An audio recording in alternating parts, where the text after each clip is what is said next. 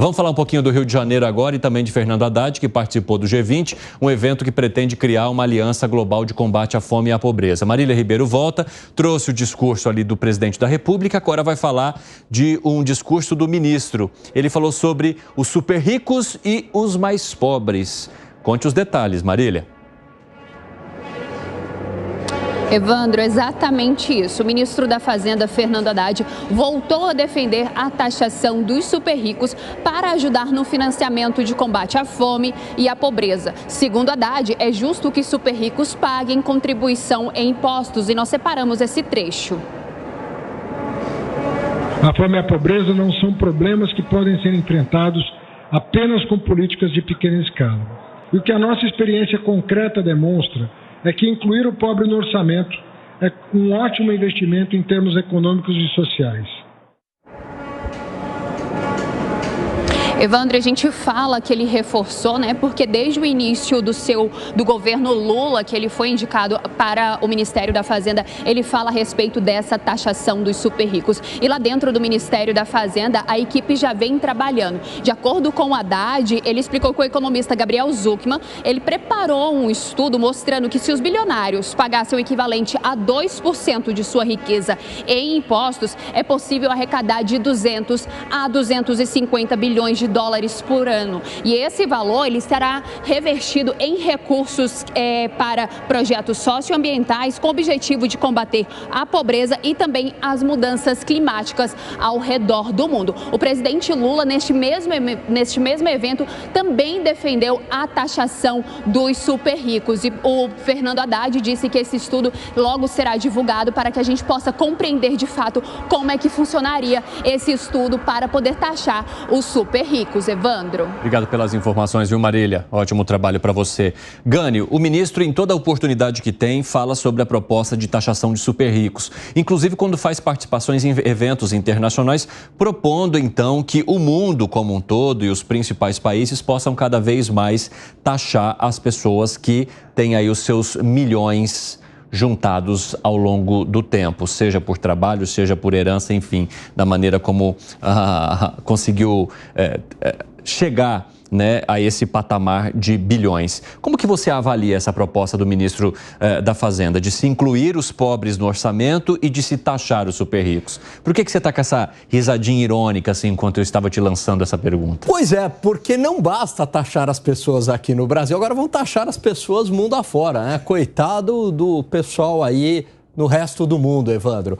A ideia dele se baseia na ideia de que economia, na falácia, na falsa lógica de que economia é um jogo de soma zero. Ou seja, só tem rico porque há pobres. Então, vou pegar o dinheiro aqui dos ricos, tributar os ricos e distribuir para o pobre, que acabou a pobreza. E, na verdade, a máquina de tirar pessoas da pobreza se chama capitalismo, livre mercado. Se pegar o gráfico de renda per capita mundial, até 1700 por volta ali de 1780, ele vem mais ou menos, praticamente estável. De repente, ele dá um salto, pós-revolução industrial. E não para, e vai subindo. Hoje, dá pra gente falar aqui o seguinte, numa faxineira, numa cidade de São Paulo, ela vive melhor do que qualquer rei na Idade Média. Ela tem muito mais conforto, ela tem anestesia, ela tem remédio para dor de cabeça, ela usa absorvente, ela tem chuveiro quente, tem água encanada,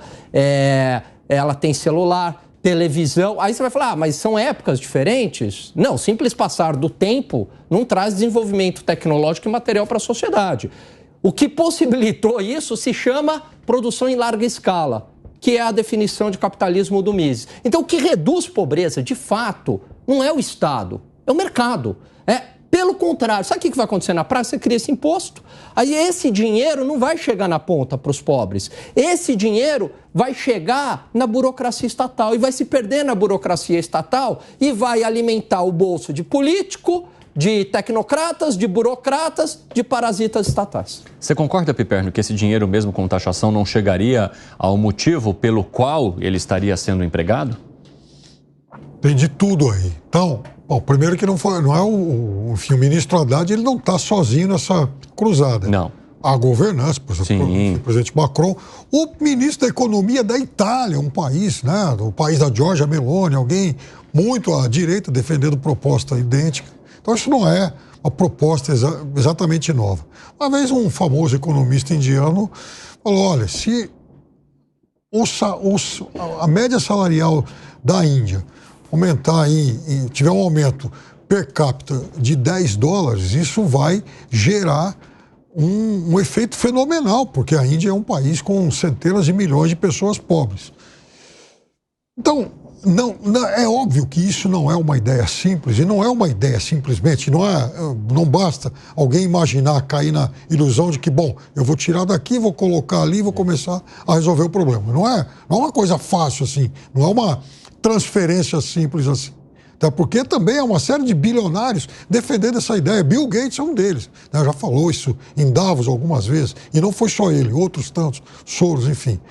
A questão é, há um fato em todas as sociedades do mundo que é os grupos com mais poder de decisão, obviamente, decidirem em favor, né, dos seus pares, daquelas ideias com as quais eles convivem. Então, não existe, assim, um capitalismo puro a ponto de você falar, bom, é só com atividade econômica em alta, só deixando o mercado resolver, esse problema acaba. Não é assim. Então é óbvio que outros fatores eles têm que interferir, porque você imagina se você tem um determinado orçamento, o grupo político a quem caberá distribuir essa bolada, ele vai privilegiar, por exemplo, aquelas pessoas com mais poder, quem pode decidir em favor dele, ou o sujeito que está sem saneamento básico na ponta.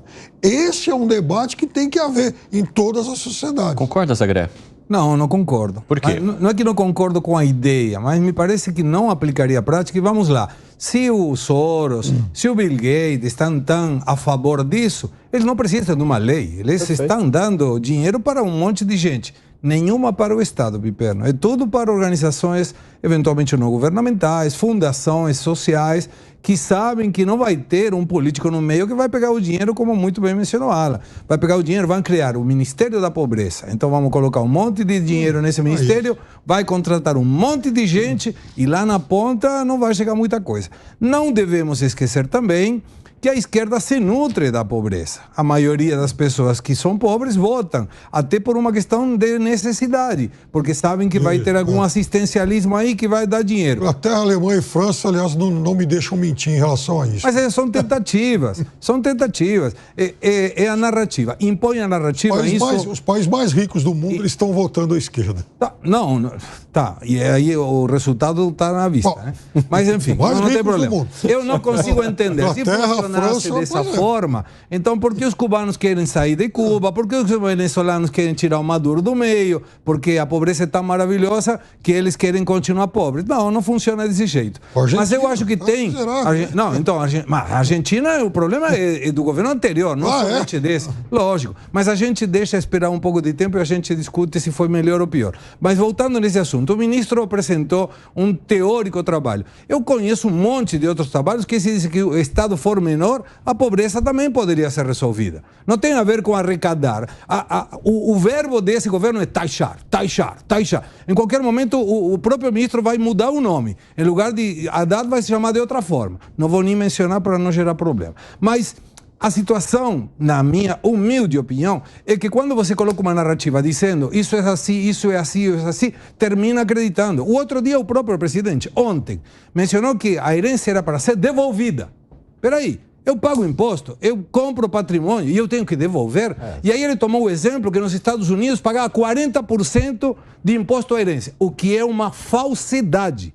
Eu acho que ele, por ignorância, não sabia que ele estava falando uma mentira. Mas era mentira. Não paga. Até 13,5 milhões de dólares, nenhum americano paga para transferir uma herança. Isso seria equivalente a 75, 76 milhões de reais. Eu adoraria que o presidente dissesse, gente, errei. Eu falei que nos Estados Unidos pagava o imposto à herança e não é verdade. Então não deveria pagar aqui também, que apenas paga, segundo ele, 4%. Nos Estados Unidos não paga nada, até 13,5 milhões de dólares. Então, essa narrativa que vai empurrando o governo, então vai pegar gente que vai dizer, tá vendo? Nos Estados Unidos paga 40% de imposto de renda, de herência, e aqui paga 4%. Como é que pode? Esse negócio, não, vamos taxar os super ricos, porque taxar os super ricos resolvemos a pobreza. Não resolve nada.